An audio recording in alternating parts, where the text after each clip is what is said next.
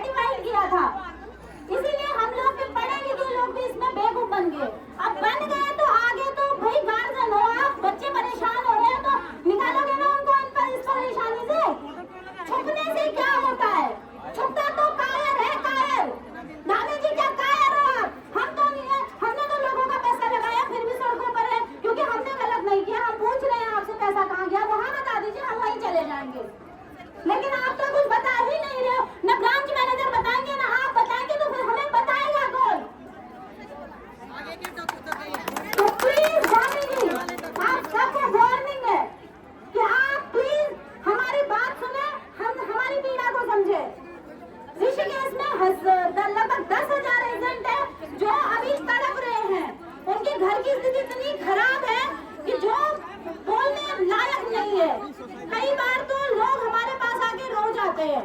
और हमें समझ में ही नहीं आता कि हम पढ़े लिखे क्यों हैं। हम पढ़े लिखे हैं लेकिन हमारे जो अधिकारी लोग हैं जो पद पदों पर बैठे हुए हैं वो तो हमें जवाब ही नहीं दे रहे। हम क्यों हैं फिर उत्तराखंडी? और धामी जी आप क्यों हैं मुख्यमंत्री? आप हमें ये बता दीजिए, मुख्यमंत्री होता क्या है, होता क्यों है, पद क्यों होता है मुख्यमंत्री का?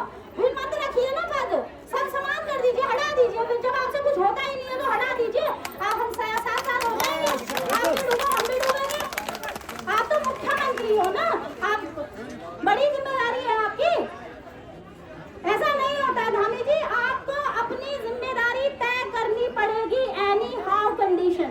आप छुप नहीं सकते। और देखिए हम तो छुपने नहीं देंगे आपको, कहीं से भी निकालेंगे, आप जवाब दोगे हमें।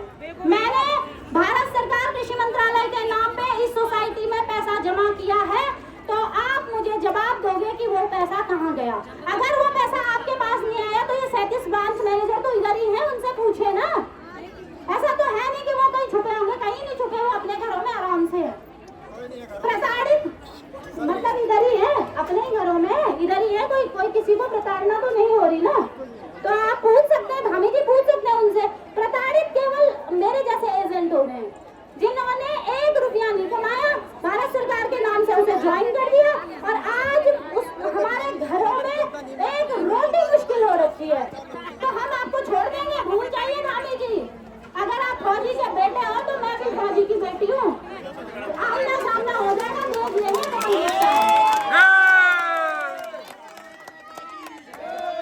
ऐसा किसी हमने कोई अंधभक्ति में या किसी अज्ञानता में नहीं लगाया था, हमने चेक किया था पूरी तरीके से। सचेत में भी इसका नाम था और भारत सरकार कृषि मंत्रालय द्वारा ये वेरीफाइड थी। अगर नहीं थी तो आप बता देना कि इसमें